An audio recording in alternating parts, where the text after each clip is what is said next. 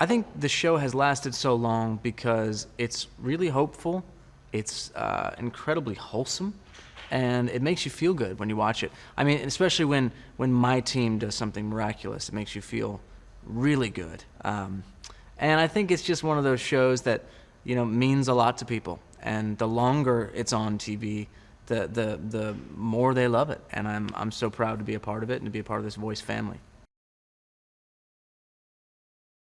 I remember thinking to myself when I was on the show previously, just how much these coaches really care. That was always great to see.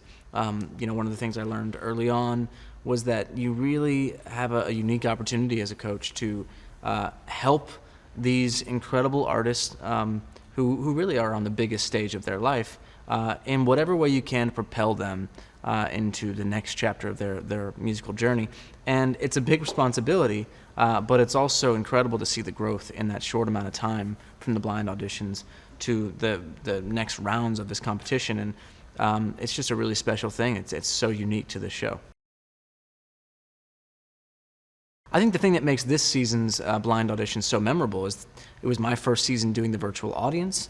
Obviously, the coaches and I had a season under our belt, so the gloves came right off, and the competition really got started. But also, I'm sitting next to Blake this time.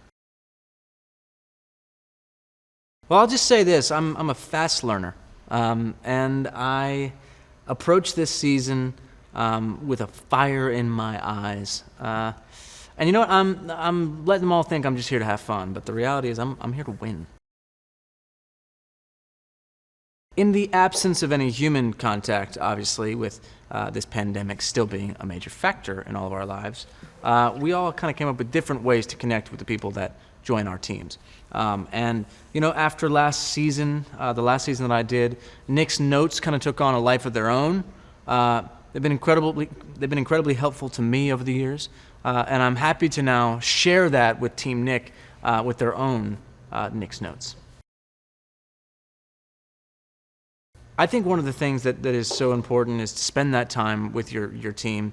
One of the things that was challenging about last year is that obviously the live shows and the last couple weeks of the show were done from home, and so we kind of missed that contact. And I think this season we obviously have to approach it with new and creative ways to connect, but I really want to make sure I spend a lot of time with my team to get to know who they are, what they want to say musically, and how to help them grow. I would say that me and Blake are best frenemies, depending on who the artist is that comes up. And Kelly's really all of our coffee. She just ignites us to have all the energy in the world, basically. She's the most energetic and excitable person I've ever met. And then John is, I think, my fiercest competitor this season. We fought for a lot of the same people. I won more of them than he did. But I'm not trying to spoil anything, so you'll see.